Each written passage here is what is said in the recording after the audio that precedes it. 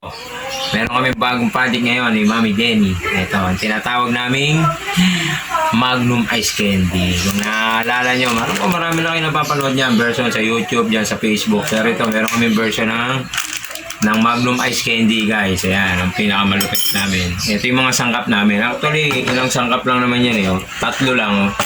Chocolate, yan oh. Latops, baka naman.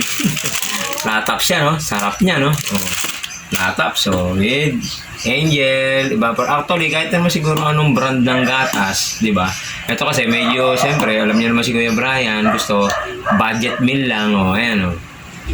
Evaporada, Angel, baka naman. At siyempre, 2 creme densada. Ayan, di ba? Yan yung mga sangkap lang natin. Napakasimple lang naman guys yung gagawin. Pero mamaya, ipapakita ko pa rin sa inyo paano namin ginawa.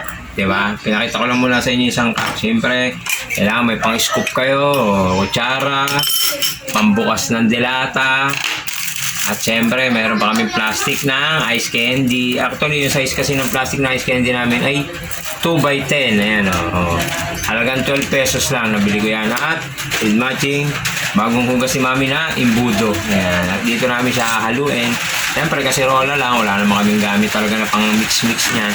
Sana bukas, marami kami maging benta. Ano guys, ha? Ito na. Gagawin na namin ang paano namin gagawin tong Magnum Ice Candy.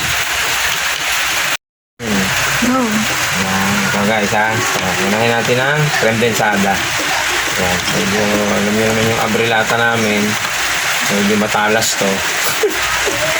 Medyo matagal magbukas. Yan ha. Tama-tama to sa mainit na panahon guys. So, yan ang creme asada. 2 niyan guys. 2. Yan lang naman ang sangkap natin yan eh. 2 piraso niyan. Medyo ano no. Sabi ko nga sa inyo guys, matalim yung abrilata namin na yan. Madaling makahiwa. Madaling makapagbukas ng dilata.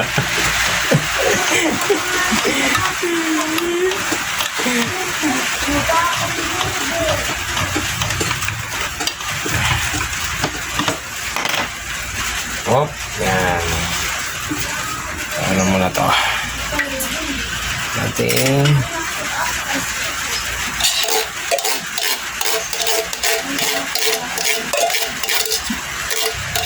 creme densada, diba?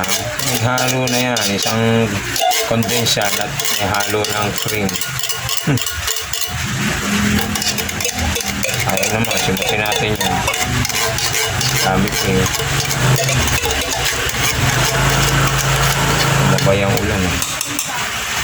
Hop, isa pa.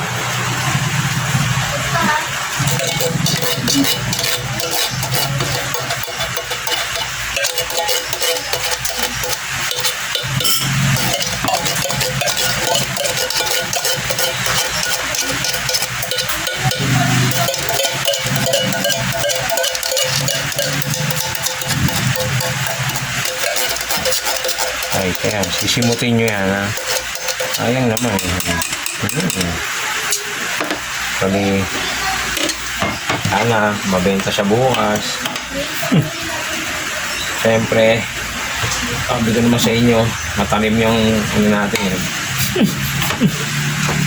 Ano niya, evap natin, matalim.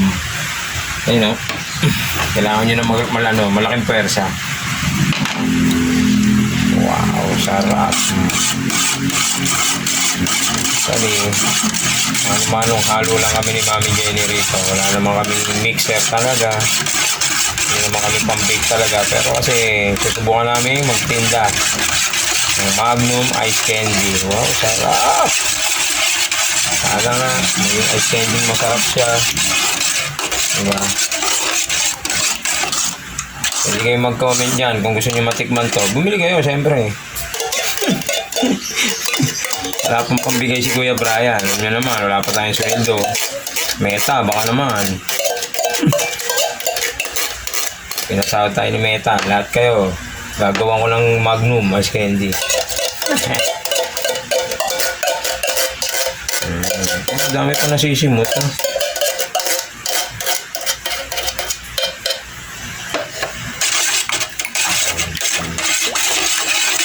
Halo. Ayan, upo muna. At eto nga guys, si Mami Jenny naman. Ang tumira ng flat tops. Actually, hinati namin yung flat tops kasi sa tingin namin is malaki siya.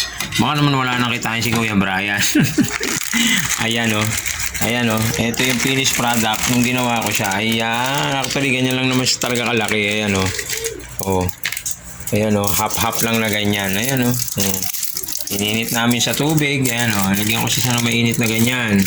O, nung nalusaw siya, hagod-hagurin natin. Mamaya ipapakita ko sa inyo paano siya hinagod-hagod. Diba? Ayan. Ino-operate muna ni Mami Jenny ang mga tsokolate. Ayan. O. Guys, so ayan. Yung hiniwa-hiwa ni Mami Jenny kanina, ayan, pinasok niya sa loob ng plastic. Actually, magiging ganyan ang itsura niya. Tapos, saka natin lalagay rito. Lalagyan natin siya ng mainit na tubig. Ganun lang kasimple. Para malusaw yung chocolate natin, ha? Okay. Ito nga guys, lagyan natin siya ng mainit na tubig. Ayan o. Oh. Lublob ko siya dyan. Para lumambot yung ating chocolate. Para lumambot yung ating flat tops. Flat tops, baka naman. Diba? O, hintayin natin siyang lumambot. Ayan o. Pak! Lapat-lapatin nyo na ganyan yung tsokolate. Ayan o. Agad-agad. Actually, ang technique, dito lang yung pit mismo ng kutsarita na to. Ganyan nyo lang kasi para hindi masugatan yung plastic. Actually, may tendency baka mabutas. Ito yung binabad natin. O, ayan o. Baka ng isa. O, ayan o. Medyo talagang napakainit na mainit pa. Medyo pisa-pisahin mo lang ganyan. O. Tapos, ayun na. I-ready mo na yung pit ng kutsarita. Actually, sa na-experience ko kasi, baka pagka yung ginamit mo yung pinakadulo ng kutsarita, yung pinaka mga kanto, baka tamaan yung plastic, masugatan. Ayan o. Matrabaho ko sa matrabaho, ganun talaga. Eh, di ba? Kung ninegosyo ka, kailangan mo talagang medyo mag-sacrifice. Medyo mahirap, kasi magtsatsaga kang hagod-hagurin yung chocolate. Pero siyempre, kahit di ko pa natitikman to, feeling ko masarap siya. Kasi, flat tops yan. Di ba? Papakita rin namin sa inyo tomorrow, pagka-tikiman time na, sasabihin ko na lang sa inyo, ayan guys, ganyan ang magiging tsura niyan, Paano nga to? Okay na. Okay. Akal, dalawang scoop lang. Ayan. Kasi malulugi naman kami kung medyo mataas, di ba? Nakalahati ng plastic, ba? Pwede na. Ayan. Ayan yung itsura niya. Ayan. Ayos siya. Ang galing ha. Magnum ice candy. Trial pa lang naman yan guys. Kasi tingnan nyo. Yan yung gawa namin. Hindi siya na-cover lahat, no? No?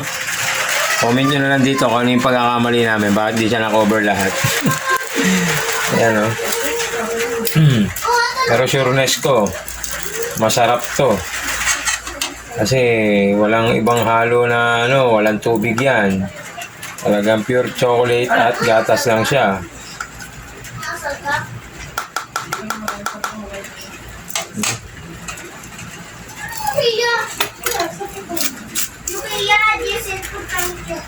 Actually, yan na yung finished product natin. Ayan o. Wow. Sarap, no? Bukas, antikiman time yan. Actually, sa kinumpute namin ni Mami Jenny, medyo malaki naman siya. Ayan o. Tapos, siyempre, purong-purong gatas naman siya. Walang halong tubig, walang halong kung ano-ano. So, kinumpute namin, di siya, kuna nasa isip namin, 10 pesos siya pwede ibenta. Pero, lugi, talo kami. Wala pang, kasi ang puhunan namin dito is 229. Lahat-lahat. Actually, may natira pa naman plastic ng ice candy. Pero kasi kinumpute ni Mami Jenny, sa 12 pesos, magkano mi? 228. 228 sa 12 pesos. Sa halagang 15 pesos, kung bibili ka ng ganito, baka bumili na lang ng totoong ice cream yung baka bumili na lang ng totoong ice cream yung bibili, di ba? So, pinag-isipan namin, mabawi lang namin yung puhunan. So, 12 pesos na napaglabanan, 228 yon. Actually, wala naman siyang ganong pagod. Talagang medyo maturga lang, pero para matikman ng mga bata tomorrow yan, di ba? Bukas natin ang tikiman time. Papakita namin sa inyo kung ano itsura niyan kapag na-freeze na siya. Ano guys? Sana may natutunan kayo sa aming Magnum Ice Candy. Tcharam!